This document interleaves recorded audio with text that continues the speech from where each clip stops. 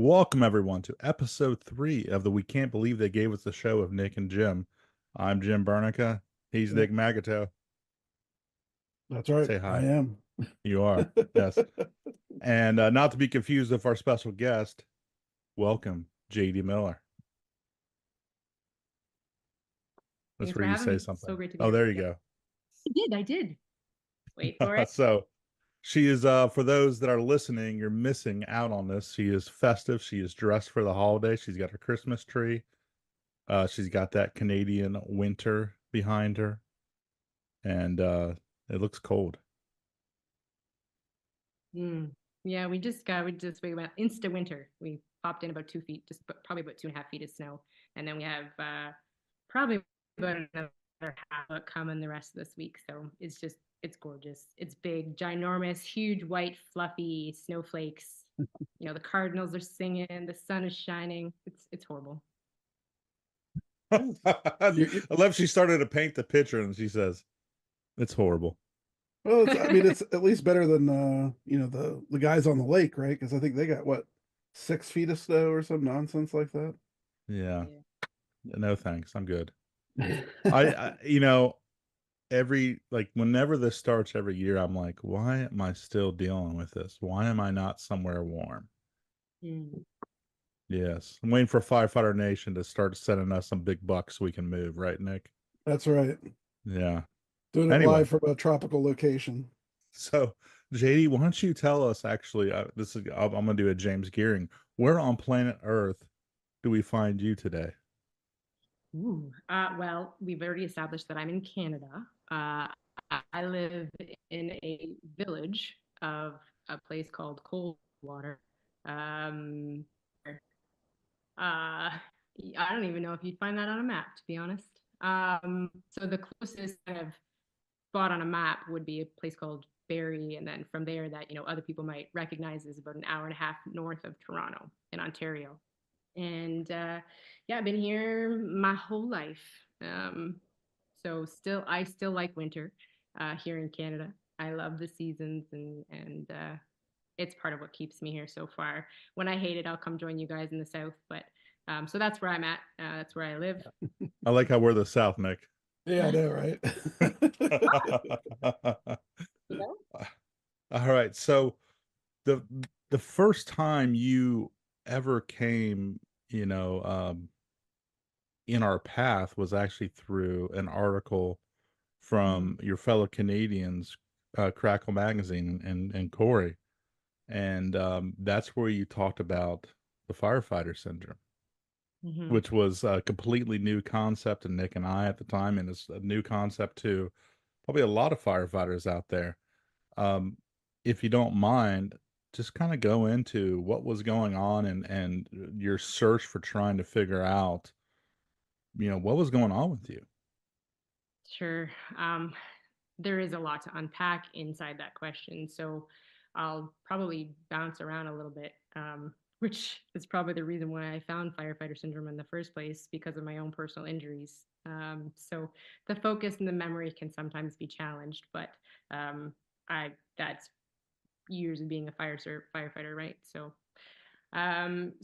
for me, when I started this journey, it I had been in the fire service for, somewhere between 10 and 12 years. And I was really starting to depreciate and kind of lower my ability to perform. And I wasn't sure exactly what was going on. I had already worked for a fire department down south in Ontario, and it was a very active, very busy fire department, a lot of fire exposure, which was amazing in the way of starting my career and really enjoying what a firefighter can be.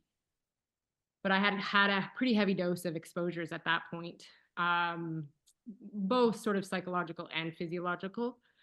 And so I was going through a time in my life where I needed to sort of transfer based on family reasons to a different department. And in Ontario, you can't just transfer, you can't jump ship. You have to quit and go through a fairly extensive and expensive recruiting process again, and which is an external process, not held inside the fire department. Anyways, So I jumped on board with that and got hired on in my hometown and jumped in there. And I was on there for just a couple years and really had a very fast appreciation in health. And but it wasn't a physiological health that I could notice. It was a psychological health that I was noticing.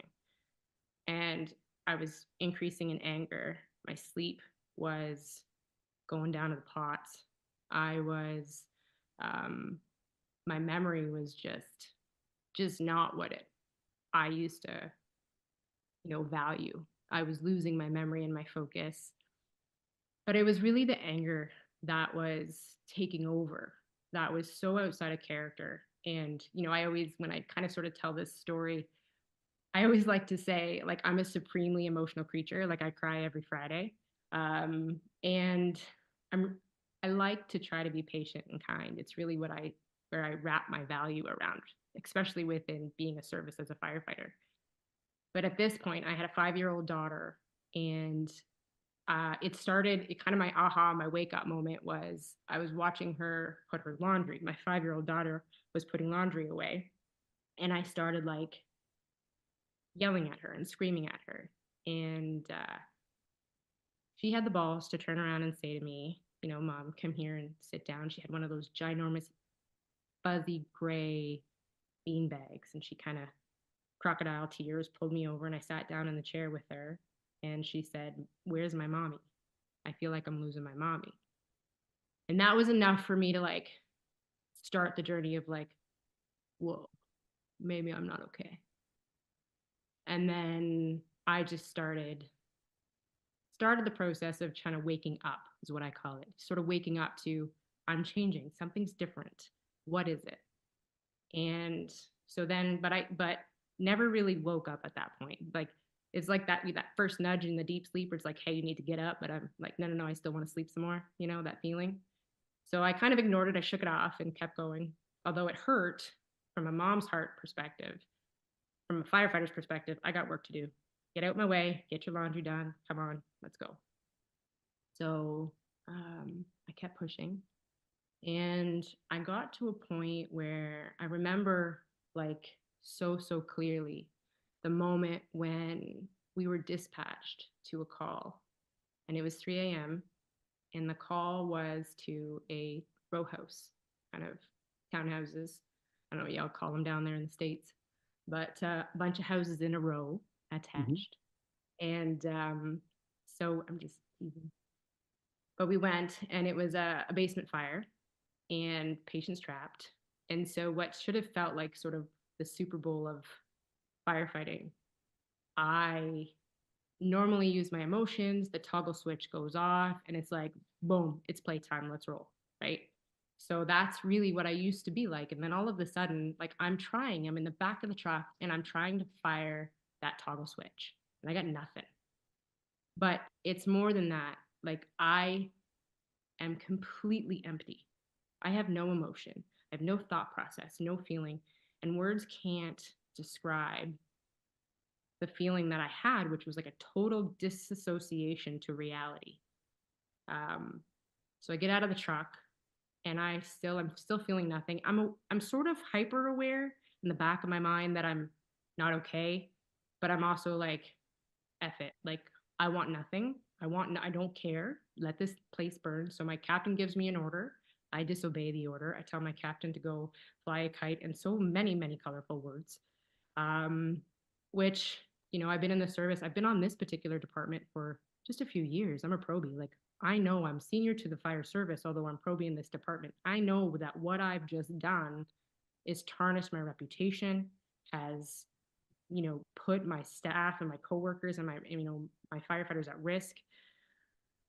I don't care.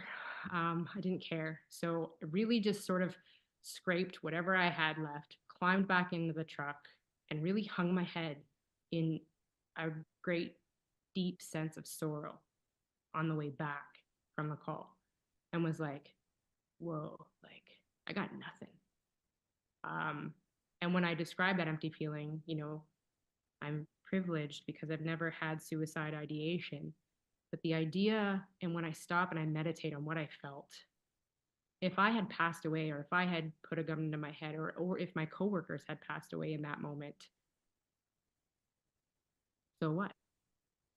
So what? It was just empty. And so it gave me an empathy and a compassion and, I dare I say, understanding that there's a deep level that we get to, but I didn't know why I got there. So sure, like I come back, I get back to the station, I lick my wounds, I pretend like everything's fine, but there's just this deep, like, I'm not okay inside of me. So my husband's a firefighter, so I'm debriefing with him, and which we often do.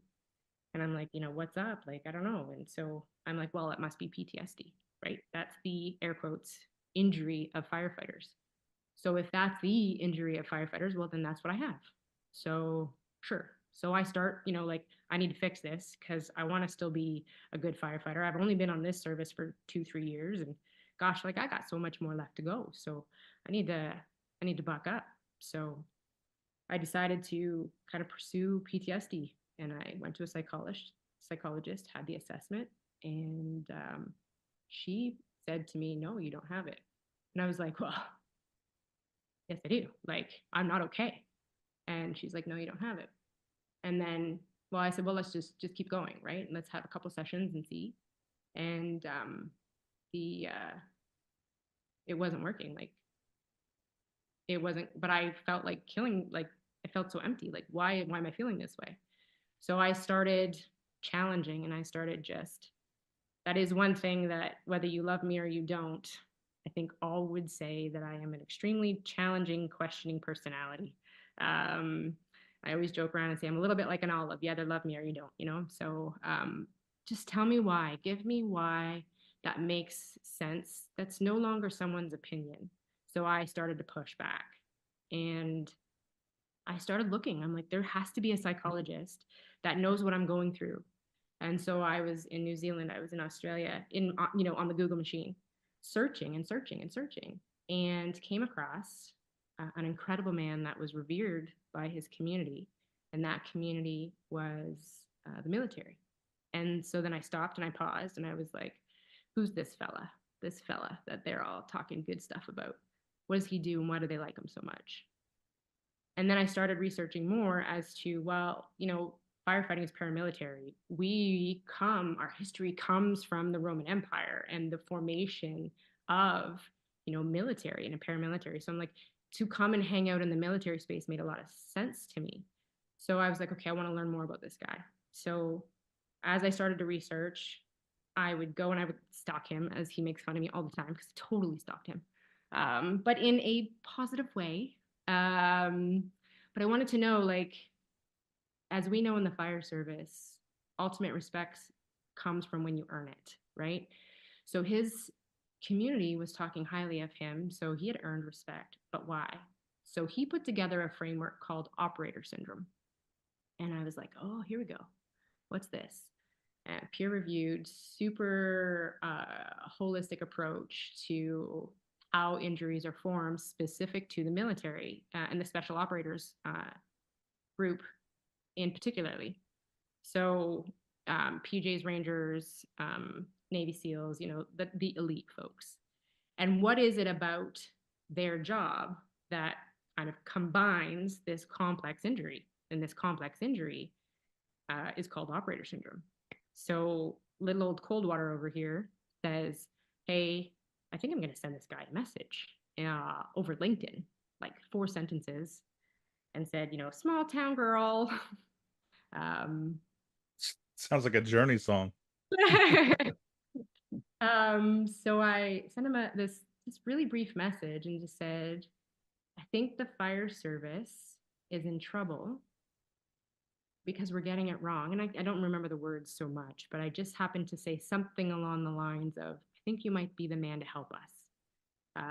Would you be willing to meet with me? And he said yes. Put a ring on it. No, I'm just kidding. So I already have one. Love my husband. So he said yes. And so that was, gosh, 3 years ago, I want to say. And so when we met, I basically said to him, I think this operator syndrome can be completely mapped out to firefighters. And there are some succinct differences and some really kind of concise points where we like, this is different than military, but it's common or it's similar, but it would map very similar.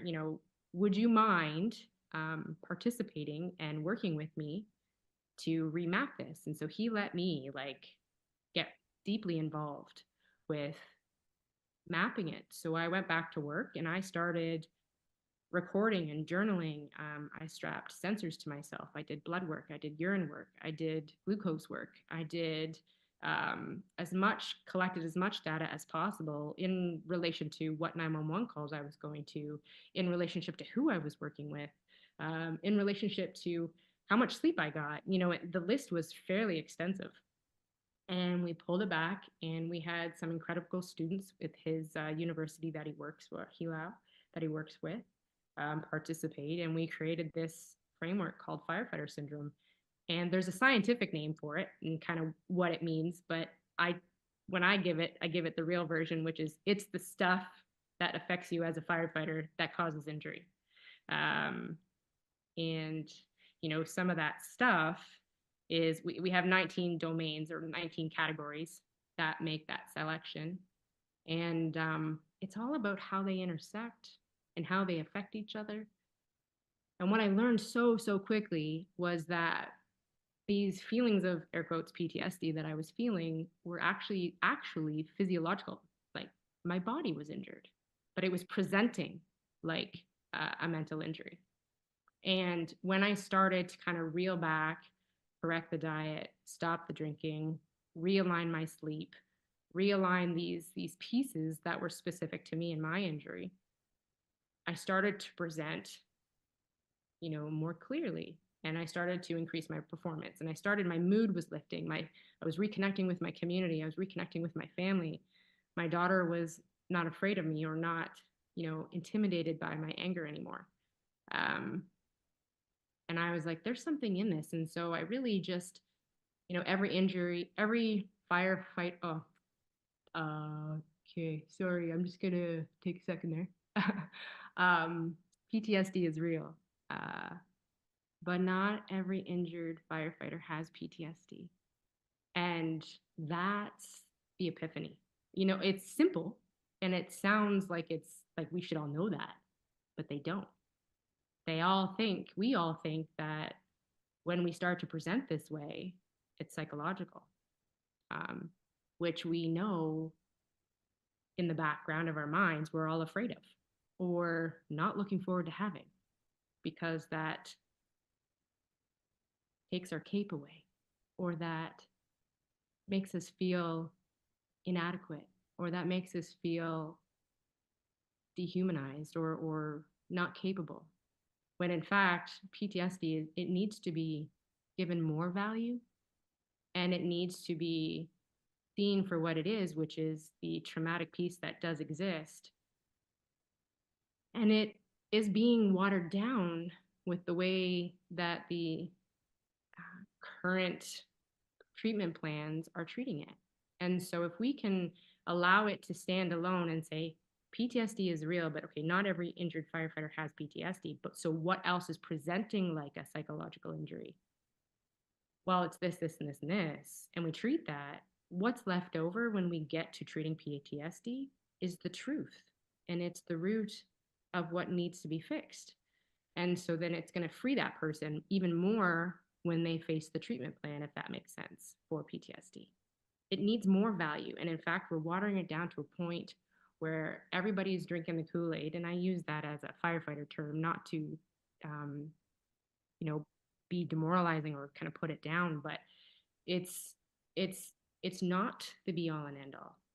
It has its value.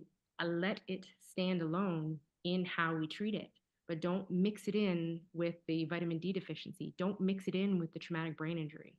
Anyways, so that's really how I found Dr. Free, really was privileged to be given the opportunity to sit here and talk about firefighter syndrome and how I got involved with firefighter syndrome.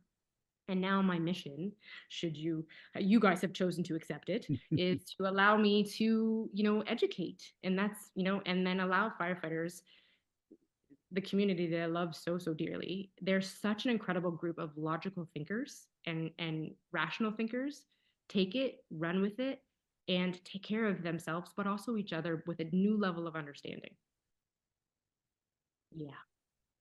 So I guess from my understanding from reading the article, I mean, firefighter syndrome is essentially like a accumulation of different injuries and conditions that kind of culminate to one big problem. So you mentioned like a framework. So I guess what's the purpose of the framework? How can some other a fellow firefighter or first responder use this framework to identify maybe problems that they underlying problems they might not see or might not be aware of? Sure.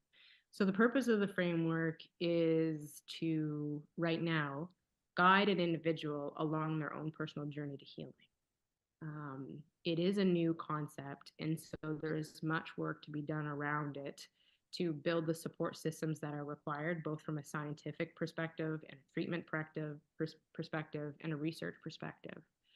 But the framework is more for you and I as a firefighter.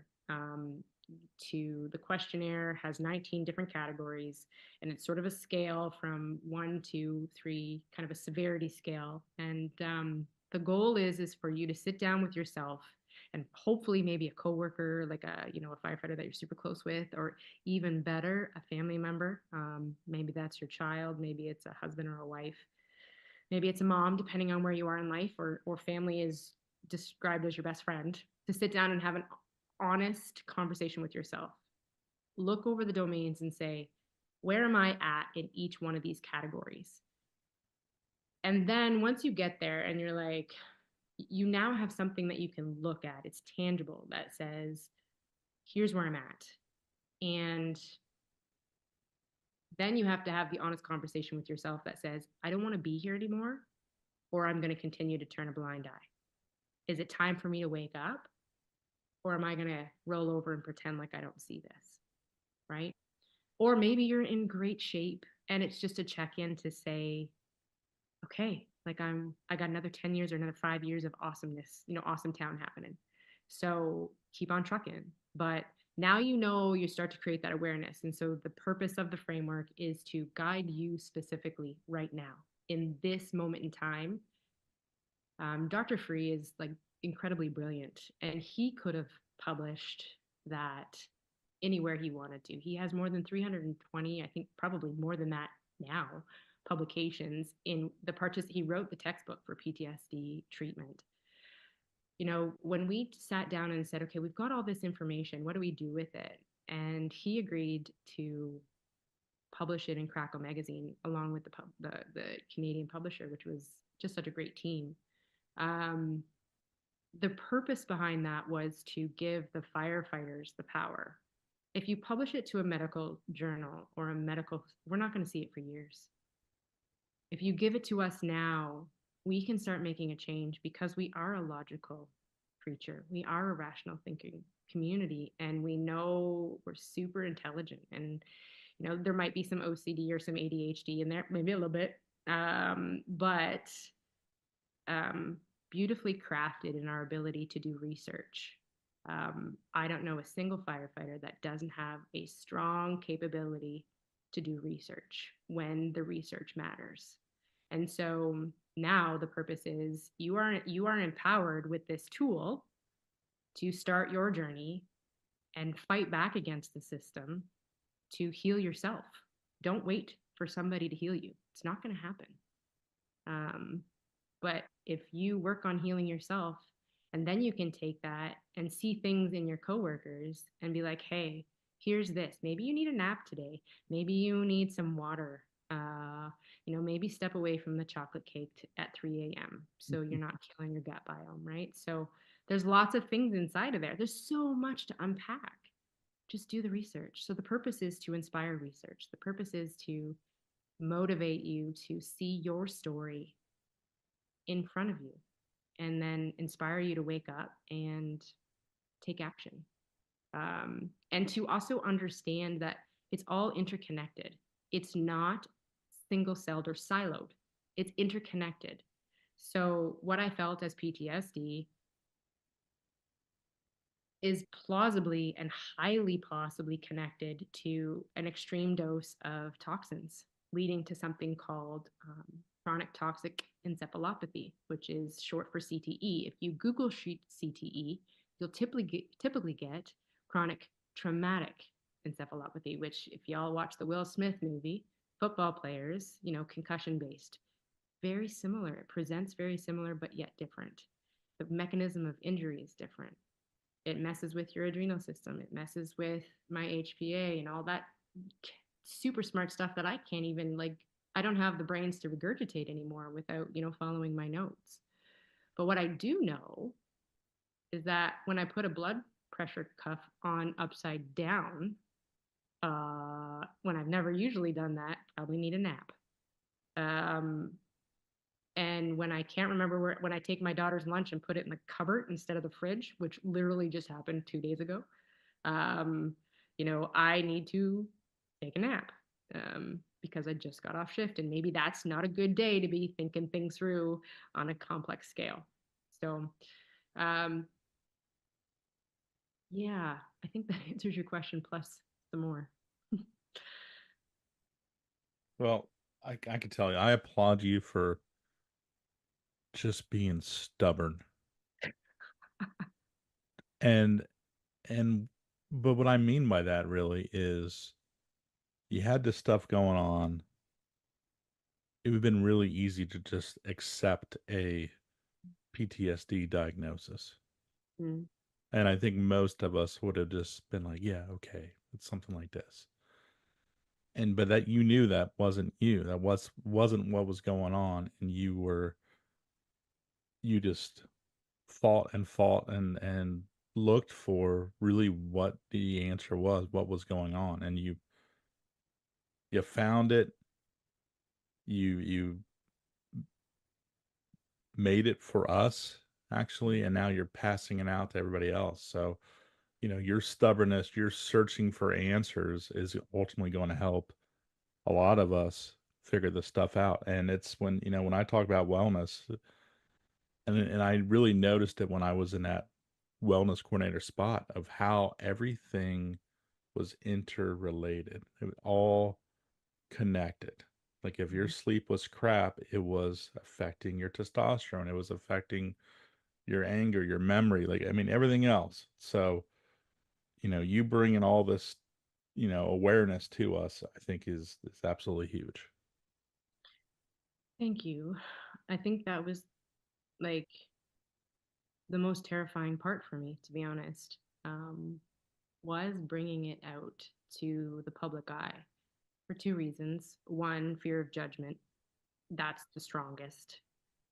And what I feared the most um, was the fact that I've sat at the coffee table and I've listened to the conversations about some of the opinions that firefighters have about PTSD and about mental performance and about a lack of performance. I have seen the underbelly of opinions. And so that to and then on top of that, I had seen the opinions of others that were bashing other people for stepping up to try to help with PTSD, and that's the truth, and we all know it, whether or not we're willing to admit it. Um, and so I was terrified that I was going to be flagged as a topic of bashing. But it was really important for me to not care about that because I so strongly believe in this framework and so strongly believe in how our physical body either cuts us off from our emotional and psychological capabilities or enhances our emotional and psychological capabilities, and how we treat this body, both from a performance and a recovery. Any sports expert will say it's not about your training, it's about your recovery. That's what makes you better. So this firefighter mentality that just wants to push and drive and drive and drive, you're going against everything any elite coach or performance athlete provider, to like whether it's healthcare or whatever, they're teaching for years and years and years. And they are teaching that because it is a real thing.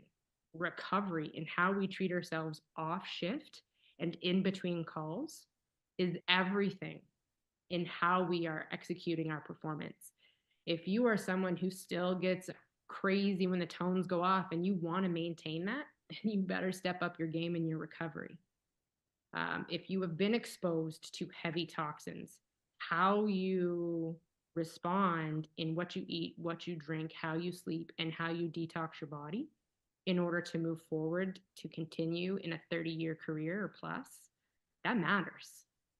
And if you don't do that, you're going to find yourself in a pit. That pit's going to be very dark, very alone, very empty, and very scary. I know, I've been there. And so having this opportunity to buck against the system because I am stubborn. Sure, it makes me happy. Sure, I'm like, yay, I get to, every firefighter loves to like sort of grind the gears a little bit and give a little nudge. But the response I've had from the community and some of my closest peers, where they've been in tears to say, they've, they've been in tears and they said, I feel like you told my story. I feel like I can retire well. I feel like I have my family back.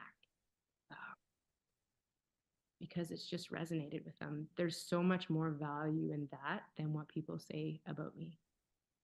So I'm okay with that. So you mentioned the questionnaire.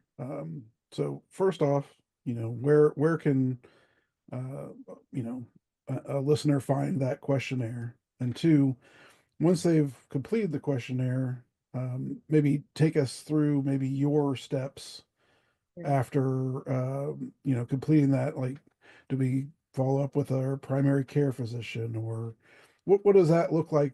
Where can we take this data, this newfound data back, and hopefully help improve ourselves? Sure.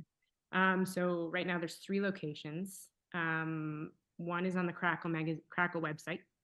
Just Google Crackle, CRACKYL.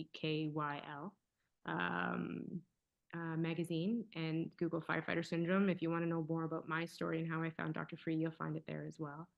But you'll find it in that article. It's a very comprehensive article, and it will even give you steps afterwards, kind of like how to, if you forget what you're listening to today, like I totally would forget after listening to this, like, oh, what am I supposed to do? Especially if you're driving. Just go check out the Crackle article. The other place you can find it is Dr. Free, FRUEH, Dr. Free's website, and as well as my website, which is Pyroc, PYROC website, and you can download them in all 3 places. So And that's I'll kind make sure also to have it in the notes for the Fire Engineering Show. of Firefighter Nation, excuse me. Yeah. thank you. And 4 then places to find it. yes, there you go. Yeah, load it up. Let's share that sucker.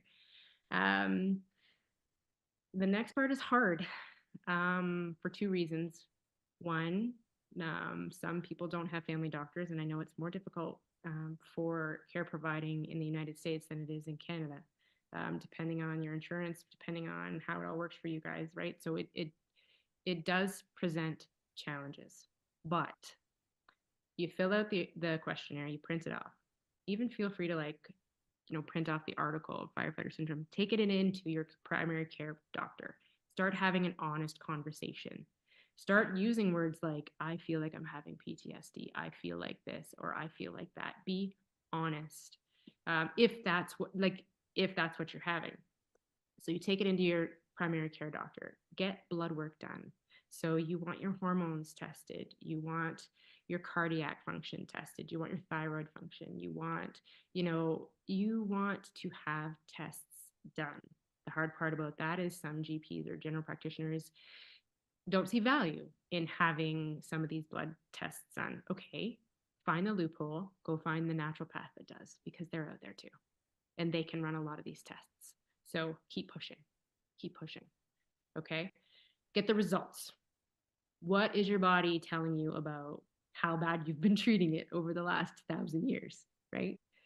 Once you have that, maybe you need a sleep test done. You know, traumatic brain injuries.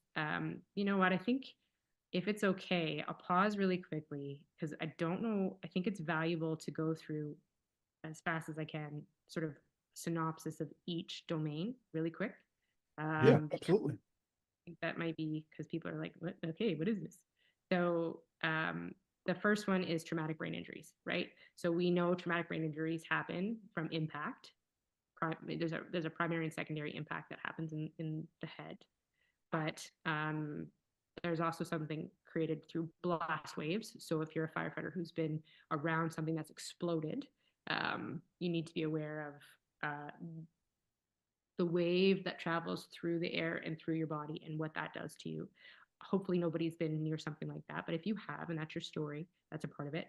But the toxic exposures, like our gear, um, fueling the truck, the pots on the stove, carbon monoxides. Where is your medical gear stored on the truck? Is it right by the tailpipe? Like the exposures to that is real. And over time, it presents like a traumatic brain injury. It does a lot of the same damage as the impact stuff. So that really starts to affect, being in, another example would be being in oxygen deficient environments, which is one that I managed to spend 5 hours in and didn't even know it, which had a huge impact on me. So traumatic brain injuries are highly connected to number two, which is hormonal dysfunctions and how those two interchange and interact. And then that is also compounded by number three, which is sleep disruption. Like, because that happens hard in our world. There's a scientific study that says if you wake up between 3 a.m. and 6 a.m. just to get up and move, you already activate your HPA, which is, essentially the drugstore in your brain that says, hey, where are we going? Fight or flight. Boom. You're walking to the truck for a check call and you're like, your heart's racing through your mouth. Well, it's just because you just simply got up and your brain's like, what are you doing? Because back in the day, it was like, I'm running away from a lion. Now, our hormonal system is responding in a similar concept. Number four, obstructive sleep apnea, or any sort of stopping to breathe throughout the night, highly connected to traumatic brain injuries. But if you're not getting oxygen into your body when you're sleeping, you're not recovering. We talked about recovery already, right? So you have the first four are super condensed and super reliant on each other. Chronic pain. Why are you having pain? I have a herniated C5-6 in my neck. 7, I have issues with other things pressing in on my ganglion nerve, which activates my fight or flight. Just sitting here, sometimes I could be like having the adrenal sweats just because my disc is not sitting in the right position, and I'm in fight or flight mode doing nothing. So that is, a small example of how chronic injuries, because we all have them, shoulders, back, herniated discs, what nervous system are they pushing in on your parasympathetic, your sympathetic nervous system? Is that a part of your journey too? Substance abuse, so much to say about that, but it's just know it's a part of the journey. Do your research to what substance you're taking and how it affects you. PTSD is number 7. We don't need to be that guy. Depression, anger, worry, restlessness, stress, activity, panic attacks. Marital and family dysfunctions, how that affects us. And sometimes we can say that those family dysfunctions are in the firehouse, right? So how that affects you. Are you losing the ability to interact with your coworkers and your family, or one or the other, and there's a shift in that? What does that look like for you? They say firefighters have a 50% chance of divorce, right? If we were able to regulate what happens to our body, would that give us a better chance to stay married? I wonder about that sometimes. problems with sexual health and intimacy. So with the dysregulation of the adrenal system, it affects our sexual function. So that might be a need to increase in sexual, sort of risky behavior or watching pornography because you're trying to get sort of a fix that stimulates an emotion, period. Sometimes you get to the point where, like, don't touch me. The idea of sexual intimacy is revolting to me right now. I can't even handle it. So there's extremes in everything that we face. But how we handle those extremes and how they're related to the traumatic brain injury, the sleep deprivation, if you're starting to get these sort of indicators or these flashpoints of issues, understand where they're coming from. So look at your toxins, look at your head and your sleep dysregulation, your hormonal exposures, or hormonal functions. Being on guard or hypervigilant, that was huge for me. I became super hypervigilant. Hypervigilance meaning like everybody's talking about me, everybody's trying to get me. What are people saying about me? That's kind of a small, kind of silly example, but the idea is that you're always analyzing everything around you. Now, as a firefighter, that's a logical tool that we use in scene size up. We have to. But if you get to the point where you can't turn that off, you're starting to come into a dangerous space. Your injury is starting to show. Stop and evaluate what you've been going through, what's been going on. Memory, concentration. Oh, good gracious. How bad has that been sometimes? Cognitive impairments, what is that word? Which is also a part of aging. But you'll know. Like when I put my daughter's lunch in the cabinet the other day, I was like, okay, it's a bad day, right? Don't normally do that. Perceptual systems. So sort of your sensories, your hearing, kind of like what's going on around you, your balance, your vision. That's all part of it too. If that feels a bit off, there's a neurological piece to that.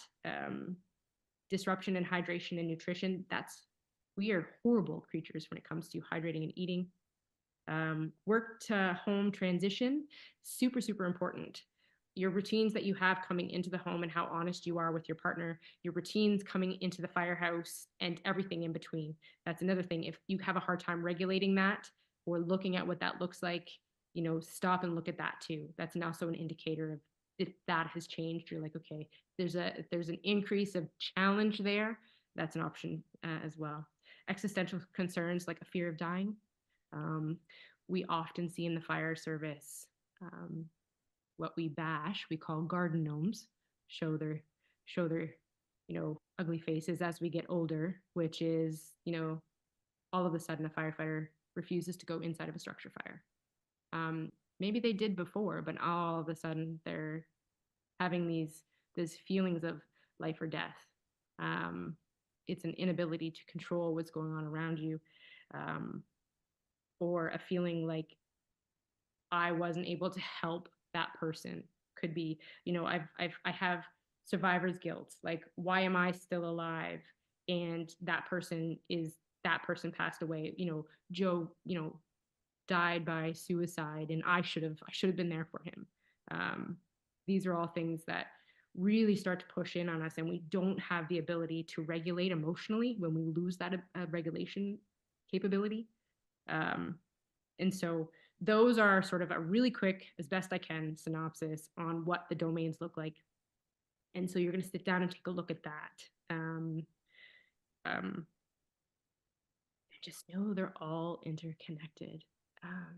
Some of them are the flashpoints or the little moments in time that tell you something's wrong. And then some of them are like hidden and you're not really paying attention to, but they have catastrophic effects. So you just, again, I plea and I say, be honest with yourself. You matter enough to spend the time and look at these honestly. Great. Perfect.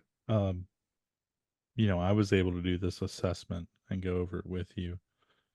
Um, I think the nice thing about this assessment is I mean, you do it by yourself or you do it with somebody, like you said, that one of your loved ones or a friend, but it's something where it shows you pretty point blank, black and white. These are the areas that you are struggling with.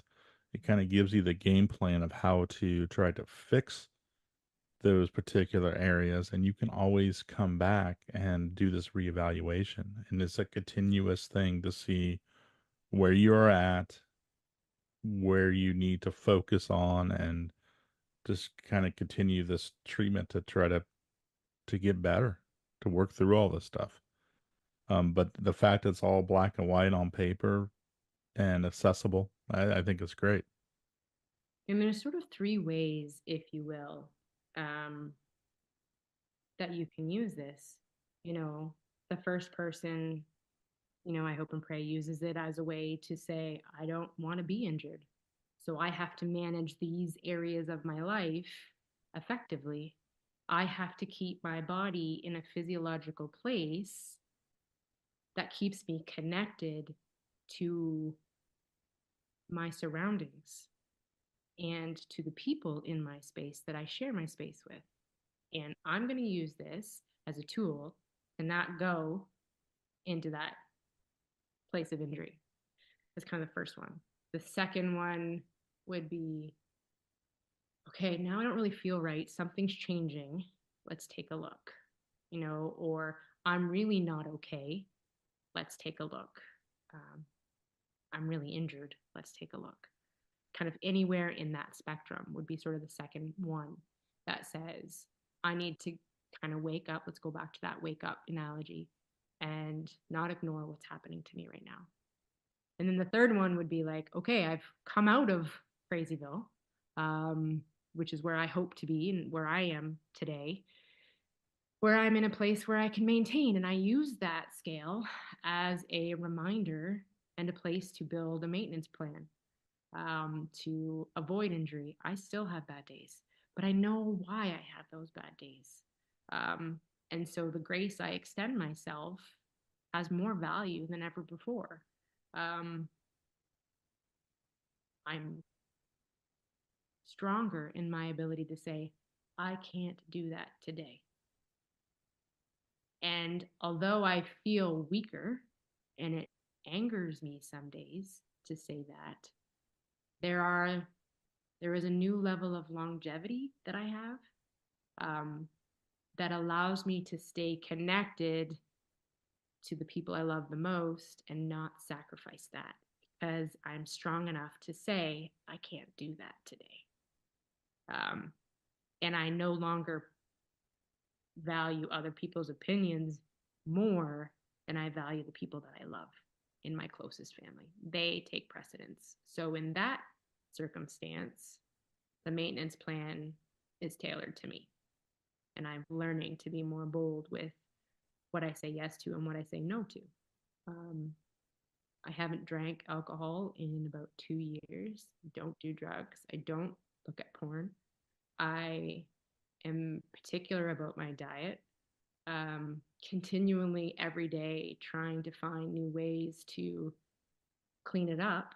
Um, as I enter into new injuries. Just recently this year was diagnosed with asthma, a silly little thing like that, but it is an increase in a injury in my life that I value trying to get to the end of my career. And I really, really want to serve my community the best I can. And I really want to be a safe place for my coworkers to work with. I don't want to jeopardize their safety. So, the maintenance plan or the proactive plan would be ideal. Um, because if you're using it as a maintenance plan, that means you've woken up and you are putting value in yourself. This need to die for saving a civilian, gotta go.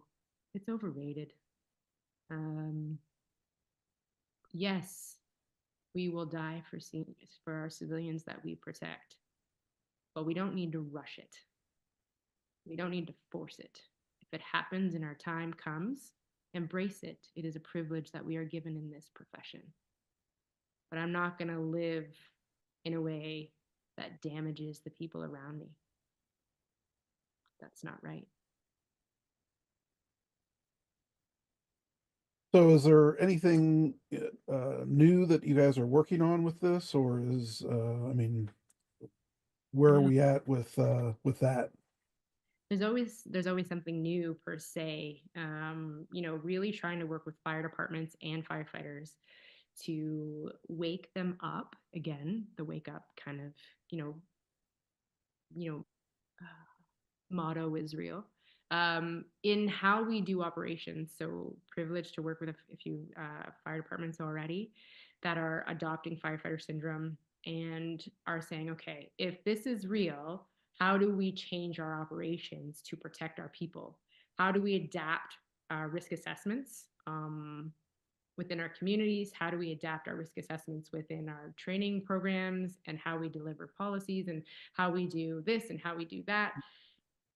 What does that look like? So really privileged to have that opportunity. And then again, still continuing to work with any firefighter that, throws me an email and needs guidance, working with a few research projects right now that are hopefully trying to support the firefighter syndrome framework, which is incredible. And but really the focus, at least right now, the big push for me particularly is for the next 6 months to just continue driving the awareness of this. It is growing, it is developing momentum, but there are so many of us that still need this, and that needs to be the priority right now. Well, it did seem like you guys got a little bit of mainstream coverage after the Maui wildfires, right? So how did We that how did that affect what you guys have going on?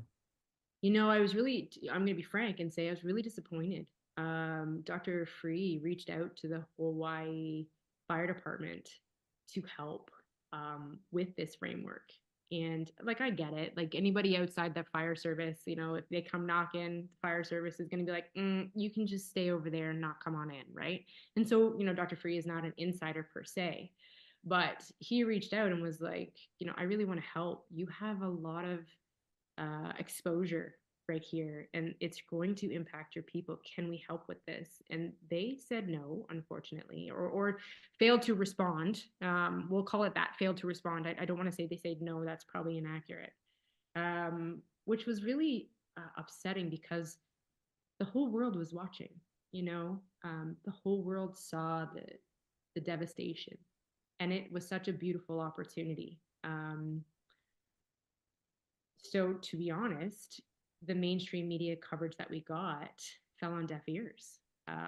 Or maybe they didn't hear it truly, which is also another option, right? Most of the coverage, I think, kind of sort of went to the public versus the fire service themselves. But it was over 800,000 views. So the general public is, if anything, it's been a beautiful opportunity to educate them a little bit more on what's been going on with firefighters, and especially with wildlands specifically. That's a whole other topic of conversation with how those employees and firefighters are being kind of launched into injury with the way that they are doing business without protective equipment for their respiratory health, which if you're a wildland fire organization out there, you need to look at a product called Ventus respirators, TR2. It's innovative, it's rugged. I've worn it. It is like, I've taken it over to a snowboarding mountain and ran up and down the hill to test the limitations of what it felt like under extreme respiratory distress. And it's innovative and it's on its way. But we are really disappointed to see that it didn't jump as though we wanted it to. But that's also the fire service. It's a ginormous ship and it's hard to turn. But right now, our goal isn't the fire departments. It is the people. It's the firefighters themselves. Let's continue. Because I know if the firefighters see value in this, they'll bring it to the fire departments. If the firefighters don't see value in this, even if a fire department brings it in, they're going to say, forget it.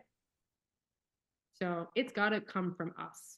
So if you're out there and you see value in this, reach out and, you know, I don't know, I'll see what I can do to help out. I'm all in. Yeah, you clearly are all in. And I feel like I was part of the early, I don't even know what you want to call it, movement about firefighter cancer. I mean, dating back to 2006, 2007-ish, when we didn't really know much about it. And um I had a lot of pushback too. It was so taboo to talk about. But you look at it now and it's very common. Like we know this is an issue. Same thing happened with PFAS. Mm-hmm. Um, Now it's out there. We know about it. We're doing things to eliminate it or at least reduce it. And I'm still dealing with firefighter hearing loss. So like, all these causes, like it takes a champion like you to really bring them to the forefront, but you just have to know, and I guess this is me just talking to you, like keep fighting. Like you'll run into wall after wall after wall, but like you have to just keep fighting, and we're all going to be better off down the line for you taking this on and getting it out there. It just takes time, and it's frustrating as can be, but it is worth it in the end. So you just keep doing you and getting this out there. And Nick and I know, are happy to help spread the word of this and try to get it out there and help you as well. Your words are super kind and they mean a lot. I am tired, if I'm being honest. So you're inspiring me right now. And I'm just being vulnerable with how I feel. Um, but this community means more to me for some weird sense. I just can't shake how much this community means to me. And I think a lot of that comes from growing up with a difficult sort of childhood adversity where I lived on the streets. I had no food. I had no family, physically, emotionally, and sexually abused. When I got into the fire service, it was rough and brash and hard to break through the exterior. They sure the heck made you earn it. But once you're in, you're in. And there's this connection that no one will ever, ever, ever be able to explain. And it's that piece that puts my feet on the floor every day to try and drive change and just stay all in with a pure motive and a pure heart and for the people. There's this saying that keeps resonating over and over again in my head. Judgment is never against the people. Judgment is for the people. So if we are making opinions or we're casting change, it should never be against the people. It should be for the people. And so if I get the opportunity to just be a voice that changes the way we do things for the people, mission accomplished.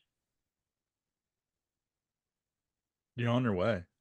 I mean, you really are. And it may not seem that like it's that way, but think about it. Most firefighters, they show up and it's a calling. They're there for the right reasons. And they clock in, but they clock out. And they're not doing the extracurricular stuff that you're doing. They're not trying to look, out for themselves, but also for everybody else, like you're doing. Um, they're not listening to this show. Like they treat it like a job. Um, and that's on them to do it. But like what you're doing is, I mean, I see it. It's huge. And it's for the betterment of everybody else. And it will pay off. It doesn't seem like it, but it'll pay off in the end. And you just got to be patient and trust the process, I guess. Is that right, Nick? Yeah. That's right. Trust the process. We've uh fought for stuff and had, battles, wars with stuff, with doing, a lot of this stuff, but in the end, it's the right thing to do. It's the right reasons, and we'll get the outcomes we want. It just takes a little bit of time, which sucks because we're all very impatient. Mhm. We all want it yesterday done. Yep. But and we're gonna leave this place better than we found it. So yeah, I hope I know it can be tough, but I hope you are encouraged like that. Like this is a good thing, and you just gotta keep doing it, and it'll all work itself out as long as Yep. it takes. You're young though. Yeah. You're not going anywhere. Thanks for that. Um, you know, if anybody hears anything from this podcast, my hope is that they hear this last piece, which is to the firefighter that's just checking in and checking out. I know why you're doing that. And most of the time, we often do that because we've lost the sense of family that this entire culture was built on. We started eating our young. We changed the way we mentored. We outcasted those that are different. And we turned we into I. If we could get back to a place where we became us again, or if we could get back to the place where, can I come roof for you? Your roof is leaking. If I could come cook a meal for you because your spouse is sick. If I could drive your kids to sports because you need help. If we could get back to a place where we took care of each other in the firehouses and we knew that it was more about us than I, this would have a grand impact on our health and our performance that trickles down so much deeper and so much richer than any one person could ever imagine. So if we could get back to a place where we could take care of each other, and that's what's driving me, that's why I'm here, that's why I'm trying, is here's a framework so you guys, so we can take care of ourselves together, so we can take care of each other. We can see it. You can see it. Look around, look at the framework and look around you, and you will see who's suffering. Just grab a coffee with them and say, I got you. We start protecting ourselves again, we'll become stronger in protecting the society that we've sworn to protect. Very well put. Uh, So, I, go ahead, Jim. I just was gonna say I love it. Yeah. Absolutely. Well, and that's the thing, like, and I think can be almost even a broader spectrum to that too. I mean, I think a lot of us in society have lost our sense of community, and I think the more that we can get back to that, I think the better off we would be as a society in whole, not just the fire service, but as we wrap this up, JD, can you tell us, where people can reach out to you? Maybe, obviously give us again where they could find that questionnaire, where they could find the article and things like that. Yeah, sure. I mean, the one-stop shop would be my website. So it's pyroc.com. So pyroc.com. You can email me questions or comments. I do my best to respond. I'm really kind of much better with LinkedIn. I also have my LinkedIn profile that you can check out. It's just Jadie Miller. Um, and the questionnaire can be found again on all, we're going to do Firefighter Nation, I think is what you said there, James. But we have, Dr. Free's website. It's chrisfree.com. So again, pyroc.com. And then the Crackle magazine, if you just Google firefighter syndrome questionnaire, it'll come up.